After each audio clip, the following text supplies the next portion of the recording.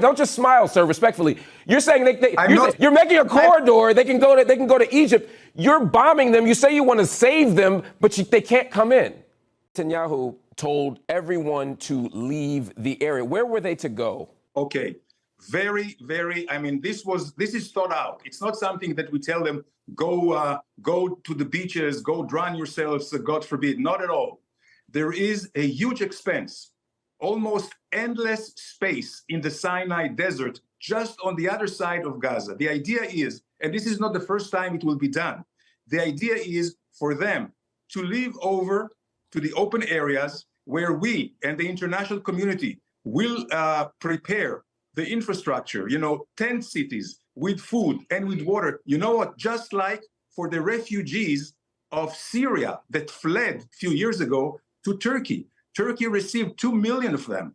This is the idea. Again, I say there is a way to receive them all on the other side for temporary time on Sinai. Because what did Hamas turn out on the other Gaza? side? Are we talking about Rafah? Are you saying the other side that go to Egypt?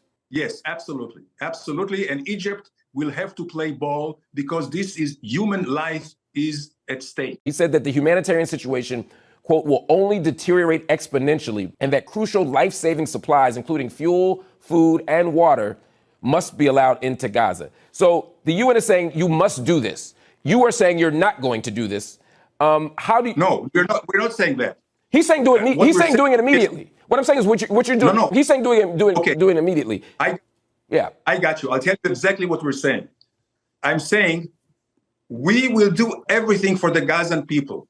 Once and now we demand immediate surrender, unconditional surrender of Hamas. If Hamas people come out with their hands up and clear their weapons, believe me, everything will be restored to Gaza. It is Hamas in Hamas hands. Now I understand.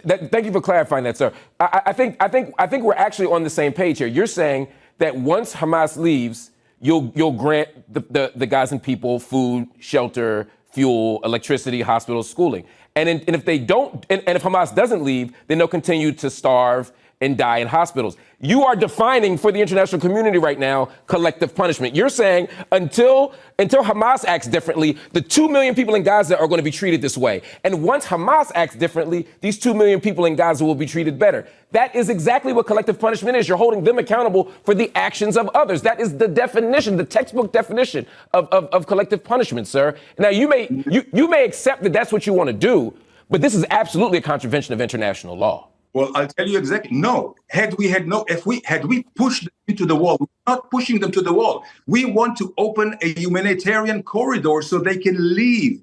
But if Hamas... So that who can leave? Citizens? You're saying civilians can leave, but only through the Rafah border, correct? At this point, yes. So they can't come... where else? Your country! They can come into Israel. I'm telling you one more thing I want to say. I want you to address that point. Don't just smile, sir, respectfully. You're saying you're making a corridor. They can go to Egypt. You're bombing them. You say you want to save them, but they can't come in.